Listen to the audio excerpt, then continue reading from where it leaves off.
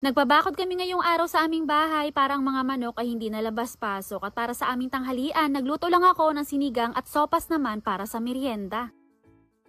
Ang mga kasama pala namin ngayon na magbabakod dito sa aming bahay ay mga katutubong mangyan. Bali noong nakarang araw pa sila nakausap ng asawa ko at ngayong araw nga sila magbabakod. Nasaktuhan pa nga na medyo masama ang panahon ngayon dito sa amin, pero kahit na malakas ang ulan, sabi nila ay tuloy pa rin. Bali tatlo pala sila dyan na nakausap ng asawa ko at ang una nga nila munang ginawa ngayong umaga ay nanguha muna sila ng mga pamposte. At habang nangunguha nga sila dyan ng pamposte, ang ginagawa naman ng kapatid ko at asawa ng kapatid ko ay nagtatabas sila sa paglalagyan mamaya ng bakod. At kaya din pala namin naisipan na maglagay ng bakod dito sa bahay ay dahil sa mga manok. Medyo marami din kasi ang mga alagang manok ni mama at naririndi kami kapag pumupunta sa bahay kasi minsan talagang puro ipot na yung paligid ng bahay at minsan nga ipumapatong pa sila sa lamesa. Pero ang isa talaga sa mas kinaririndi namin, minsan kasi kapag umaalis kami lahat ng bahay tapos hindi namin masyadong naisasara yung pinto, pagkabalik namin aroy man din talagang grabe na ang ipot ng manok sa loob, tambak. At habang nagbabakod nga sila dyan, ako naman ang gagawin ko ay magluluto ako ng ulam namin ngayong tanghalian na sinigang na bangos at ang gagamitin ko nga na pang-asim ay bunga ng bignay. At nagpakuha na nga rin ako sa asawa ko dyan ng talbos ng kamote na malapit lang din dito sa kubo. At bukod nga rin dyan sa talbos ng kamote ay sasamahan ko na rin mamaya ng talong at saka okra yung lulutuin ko mamaya na sinigang. Buti na nga lang at nakapagpitas ako kahapon ng talong at nakapagpitas din si mama ng okra kaya meron akong isasama ngayon na gulay at hindi ko na kailangan pang umakyat. Wala nang gaanong bunga ngayon ng mga puno ng santol kaya ang naisip ko na nga lang na pang-asim ay bignay. Mas maganda nga sana to kung mapulang-mapula yung mga bunga para yung sabaw mamaya